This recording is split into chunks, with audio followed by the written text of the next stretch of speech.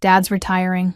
The company's mine now, Bradley Morrison announced while settling himself into my executive chair like he belonged there. He'd already started giving orders to my team, his voice carrying that entitled tone I'd grown to despise over the past 6 months. My name is Juliana Hayes, and I'm the Chief Financial Officer at Morrison Industries, a mid-sized manufacturing company based in Columbus, Ohio. At 42 years old, I've spent 15 years climbing the corporate ladder through hard work and dedication, not through family connections. Unlike Bradley, who at 35 still acted like a spoiled child despite his MBA from an expensive private school. I stood in the doorway of my own office, watching this theatrical performance unfold. Bradley had positioned himself behind my mahogany desk, already rifling through confidential financial documents that he had no legal right to access. His expensive suit couldn't hide the smugness radiating from every gesture as he picked up my personal coffee mug and took a sip. "Excuse me," I said, keeping my voice level despite the rage building inside me. "This is my office." Bradley looked up with mock surprise, as if he'd just noticed me standing there. "Oh, Juliana, good timing. I was about to call you in." He gestured to the chair across from my own desk, the chair where clients typically sat. "Please, have a seat. We need to discuss the transition." The audacity was breathtaking. I'd been expecting something like this ever since Mr. Morrison's health scare 3 months ago, but seeing it happen still felt surreal. Bradley had been circling the company like a vulture, making increasingly bold moves to position himself as the heir apparent. The board meetings where he'd started showing up uninvited, the casual comments about family legacy, and the way he'd begun introducing himself to new clients as the future CEO. "Bradley," I said calmly, "your father hasn't made any official announcements about retirement. The board hasn't voted on succession planning. You can't just..." "Can't I?" He leaned back in my chair, fingers steepled like some corporate mastermind from a bad movie. "Look around, Juliana. This is a family business. Has been for 30 years. When Dad steps down, it goes to family. That's how these things work." Behind him, I could see my financial team through the glass walls, their faces a mixture of confusion and concern. Bradley had already started barking orders at them when I'd stepped out for my morning meeting with the auditors. Jennifer, my senior analyst, caught my eye and mouthed, "What do we do?" I gave her a subtle shake of my head, signaling her to stay calm. What Bradley didn't know was that I'd been quietly building a case against him for months. Those late nights he assumed I was working on quarterly reports. I'd been documenting his financial irregularities instead. The suspicious transactions, the shell companies, the missing funds. I had it all. And now, watching him claim ownership of a company he'd been systematically robbing, I knew the time had come to act. My journey at Morrison Industries began 15 years ago when I started as a junior accountant fresh out of Ohio State. Mr. Morrison himself had hired me, impressed by my attention to detail and my genuine passion for financial analysis. Back then, the company was smaller, more personal. Everyone knew everyone, and there was a real sense of family among the employees. Mr. Morrison treated me like a daughter, mentoring me through complex deals and trusting me with increasingly important responsibilities. When the previous CFO retired 5 years ago, he didn't hesitate to promote me over several external candidates with more experience. "Juliana understands this company's heart," he'd told the board. "She'll protect what we've built here." I took that responsibility seriously. Morrison Industries manufactured specialized industrial equipment, and our reputation for quality and reliability had taken decades to build. Our clients trusted us with multi-million-dollar projects, and I made sure every financial decision reflected our commitment to excellence. Bradley's relationship with the company had always been complicated. As the only son, everyone assumed he'd eventually take over, but Mr. Morrison had been reluctant to hand him real responsibility. Bradley would show up sporadically, fresh from another failed venture or extended European vacation, expecting to be given a corner office and an executive salary. His father would find him some project to work on, usually something isolated from core operations. The first red flags appeared about 8 months ago. I noticed unusual wire transfers. Modest amounts at first, maybe $10,000 or $15,000 going to vendors I didn't recognize. When I asked Bradley about them, since they were processed through his departmental budget, he'd wave me off with vague explanations about new supplier relationships and market research initiatives. But the amounts kept growing. 20,000 here, 30,000 there. The vendor names were generic, things like Midwest Business Solutions and Industrial Consulting Group. When I tried to verify these companies online, I found bare-bones websites with stock photos and minimal contact information. Classic shell companies.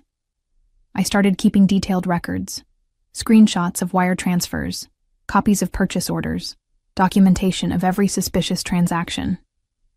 I even hired a private investigator to trace some of the shell companies, and what I found made my blood run cold.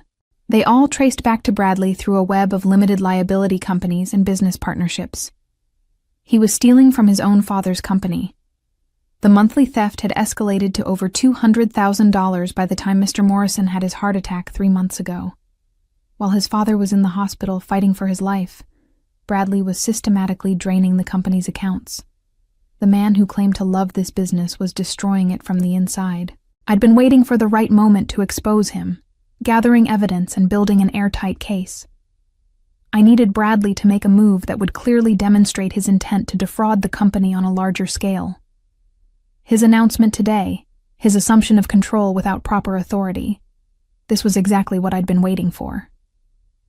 Now, watching him rifle through confidential documents while making plans to restructure his company, I felt a cold satisfaction. Bradley had just handed me everything I needed to destroy him completely. The crucial setback came when Bradley called an impromptu meeting with my entire financial team. I watched through the glass walls of my office as he gathered them around the conference table, his body language screaming authority he didn't legally possess. "Listen up, everyone," Bradley announced, standing at the head of the table like he'd been leading meetings there for years. "There are going to be some changes around here. Big changes." I moved closer to the door, straining to hear every word. This was it. The moment Bradley would overplay his hand completely. "First thing," he continued, pulling out a leather portfolio that looked more expensive than most people's monthly salary. "We're restructuring the entire finance department. Juliana's been too conservative with our investments, too cautious with our growth strategy. We're leaving money on the table." Jennifer, my senior analyst who'd been with the company for 7 years, raised her hand tentatively. "Bradley, shouldn't we wait for your father's official announcement?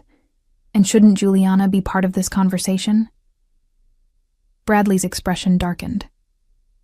"My father is stepping down for health reasons. The transition is happening whether Juliana likes it or not. And frankly, her resistance to change has been holding this company back for too long." The lies flowed so smoothly, I almost admired his confidence. Almost. "Second," he continued, "we're implementing new vendor relationships immediately. I've identified several consulting firms that can help us modernize our operations.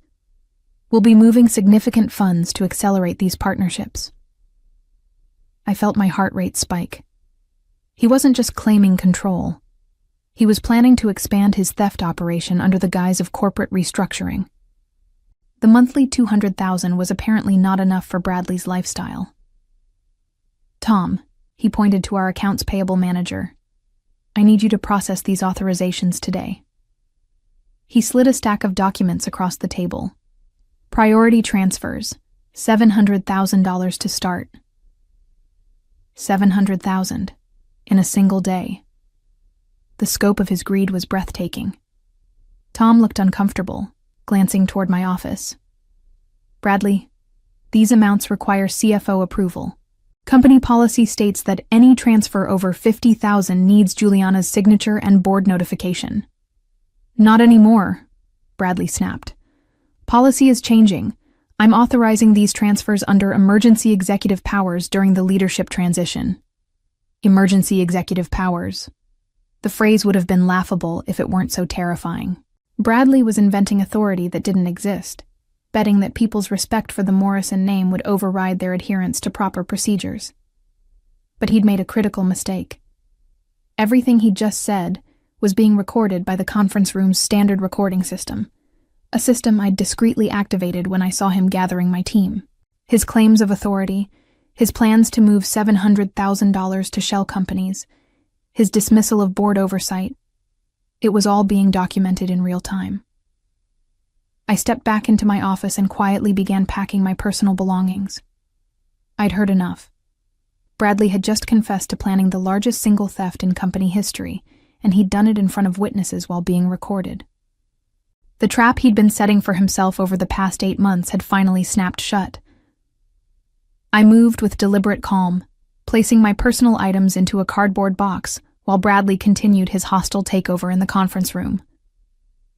My framed photo with Mr. Morrison at last year's company picnic, my Ohio State coffee mug, the small cactus plant that had survived 5 years of office fluorescent lighting. Each item went into the box with careful precision. The symbolism wasn't lost on me. Bradley thought he was watching me admit defeat, packing up in surrender while he claimed his birthright. He had no idea I was loading ammunition. Through the glass wall, I could see him growing more animated, more confident with each passing minute. He'd moved to the whiteboard now, sketching out organizational charts that put him at the top of every decision-making process. My team looked increasingly uncomfortable, but they were trapped between loyalty to me and fear of antagonizing the boss's son. "The beauty of family business," Bradley was saying, his voice carrying clearly through the thin walls, "is that we can move fast. No endless committee meetings, no bureaucratic red tape. When I see an opportunity, we take it. That's how we're going to dominate this market." I pulled out my laptop and began the process I'd been preparing for months. First, I accessed my secure drive where I'd been storing evidence. Bank records showing the progression of fraudulent transfers from $15,000 8 months ago to $200,000 monthly now. Screenshots of shell company websites.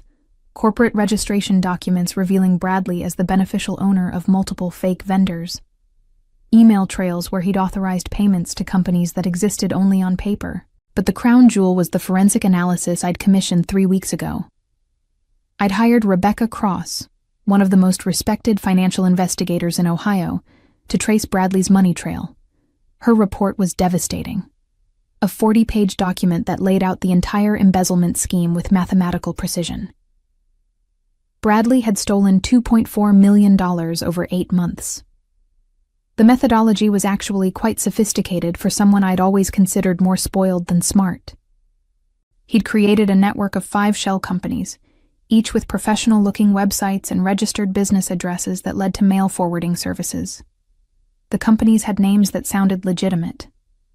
Industrial Solutions Group, Midwest Manufacturing Consultants, Professional Services Alliance. He'd even filed proper tax documents for them, maintaining the illusion of legitimate business operations.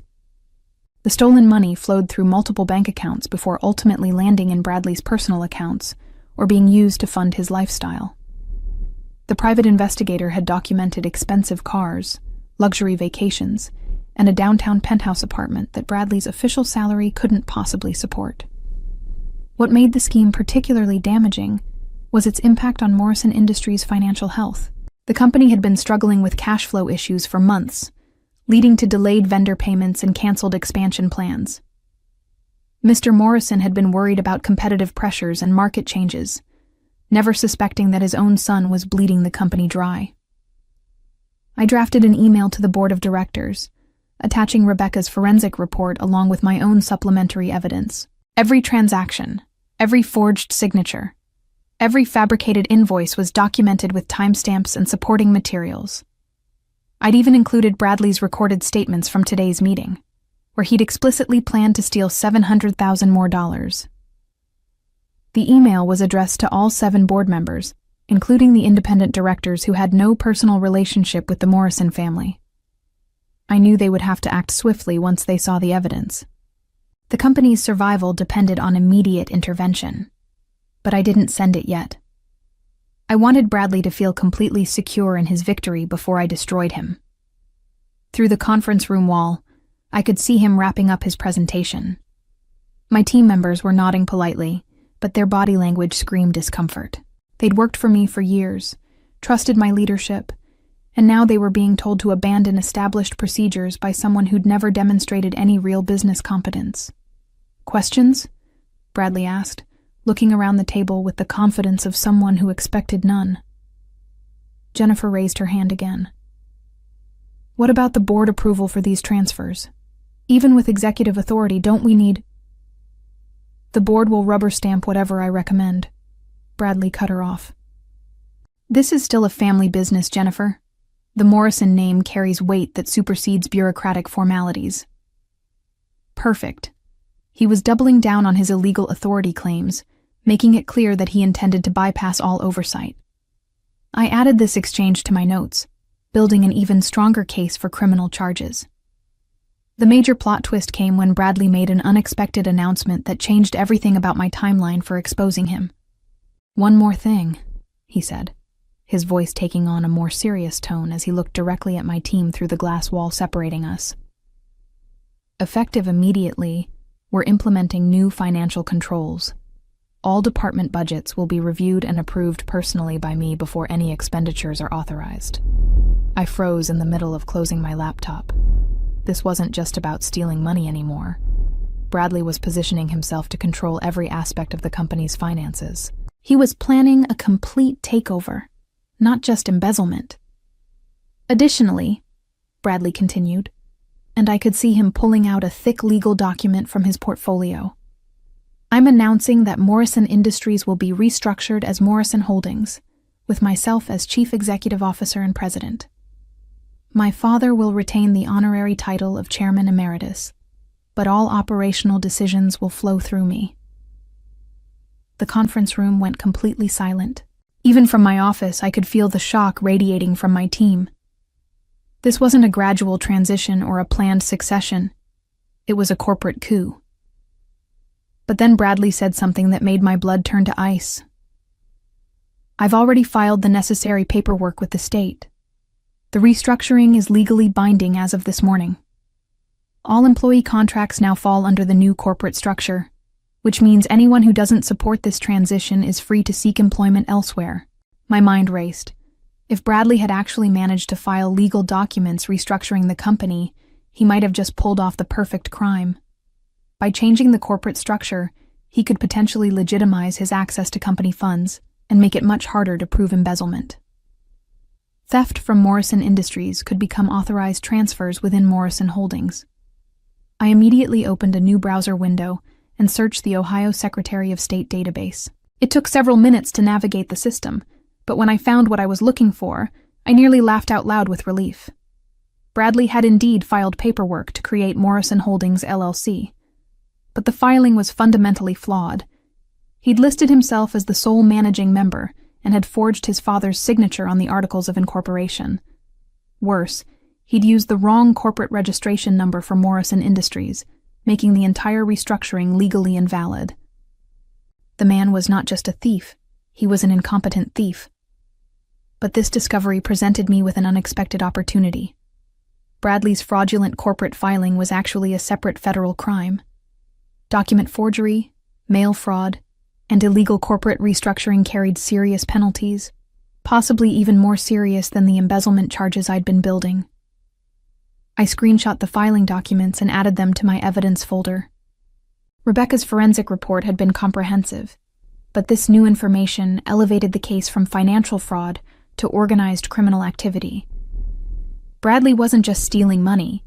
He was attempting to steal the entire company through fraudulent legal documents. My phone buzzed with a text message from Jennifer. "What do we do?" "He's demanding access to all account passwords and authorization codes."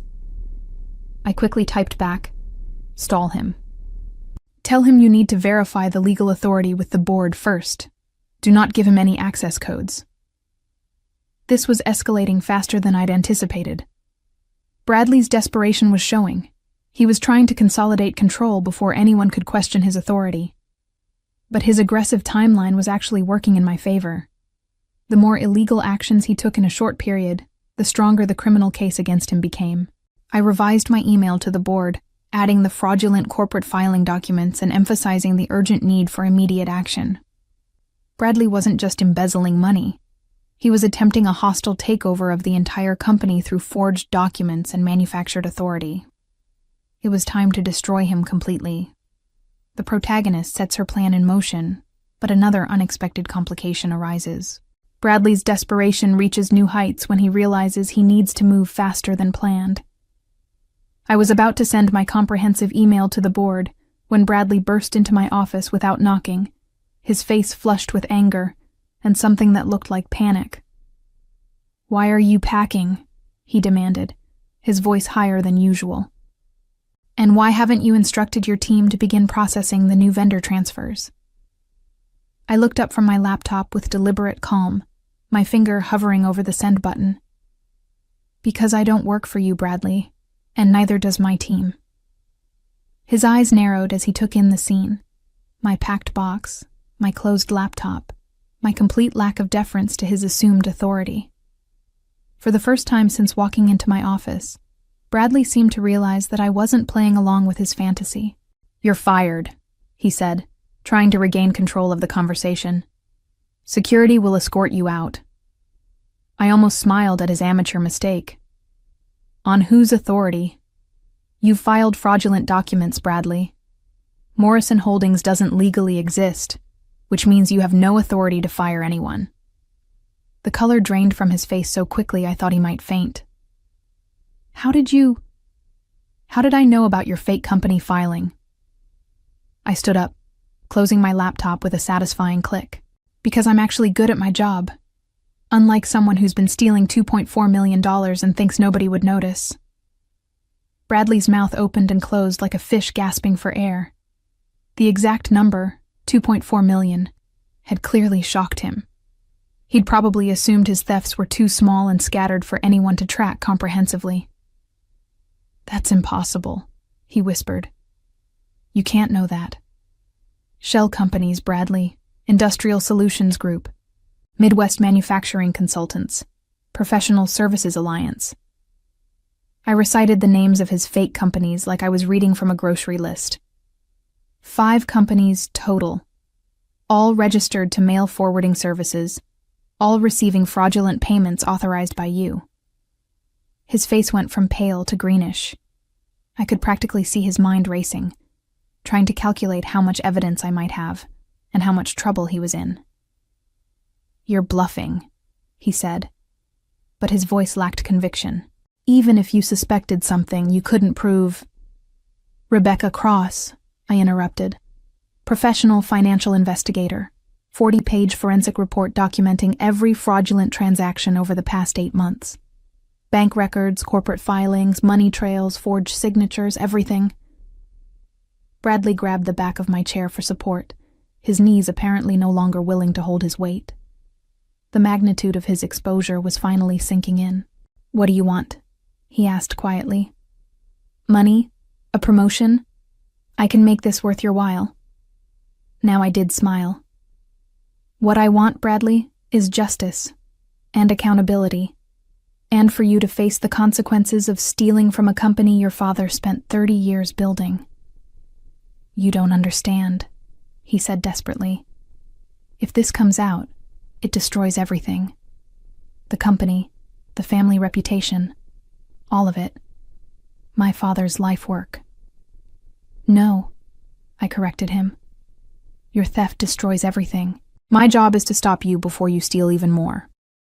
I picked up my laptop and moved toward the door. "The board will be receiving my complete report in about 30 seconds.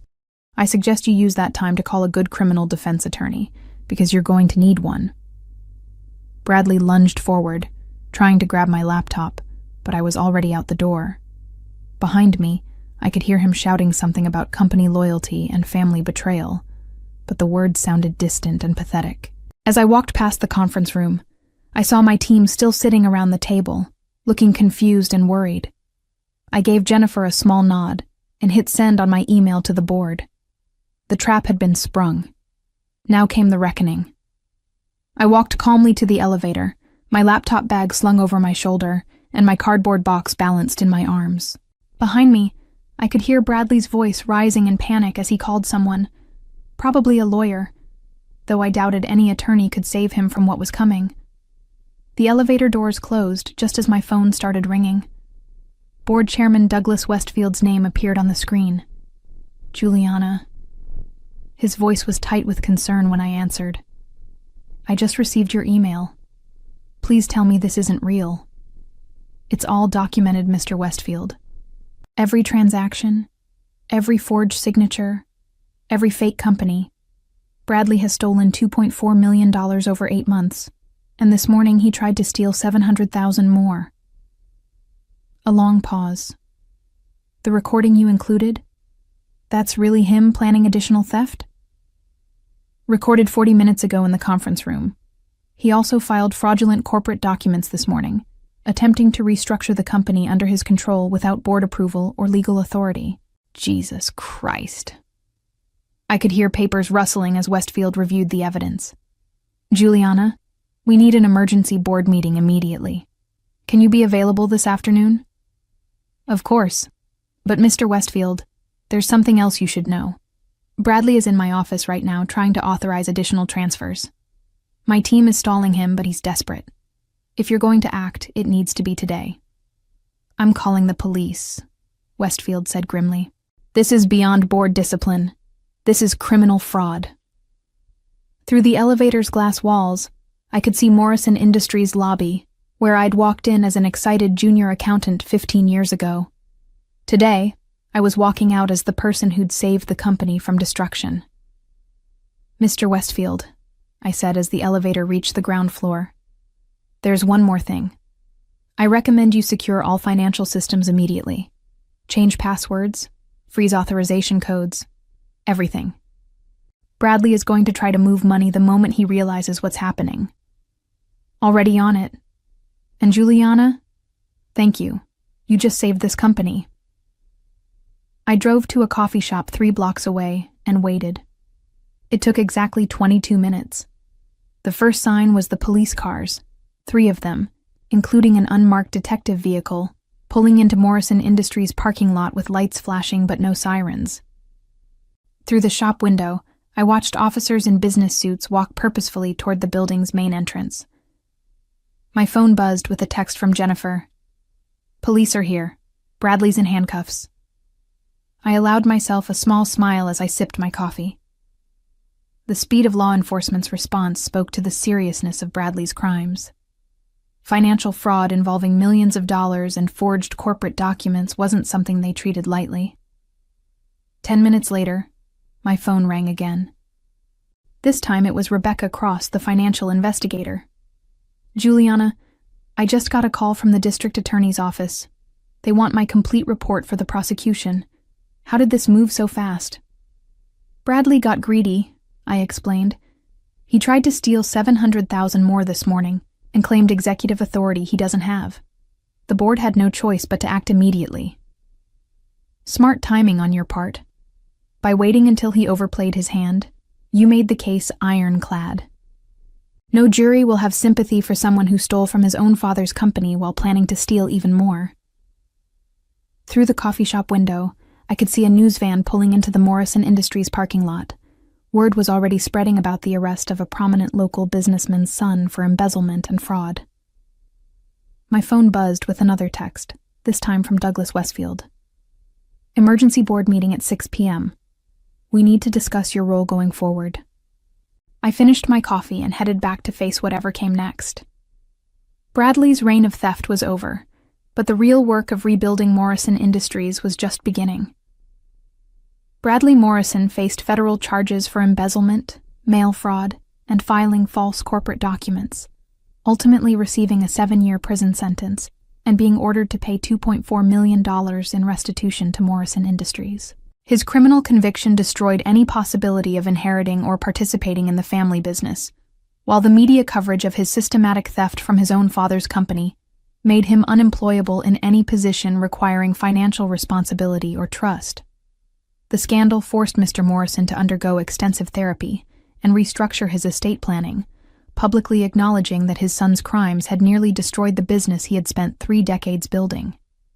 Bradley's name became permanently associated with one of the most damaging examples of family business fraud in Ohio's corporate history, serving as a cautionary tale about nepotism and the critical importance of proper financial oversight, regardless of family relationships. 6 months later, I accepted the board's unanimous offer to become permanent chief executive officer of Morrison Industries, implementing new financial controls and transparency measures that restored investor confidence and positioned the company for sustainable growth. As I sat in the same office where Bradley had once tried to claim ownership through theft and deception, I reflected on how patience and meticulous documentation had not only protected the company, but elevated my career beyond anything I had previously imagined possible.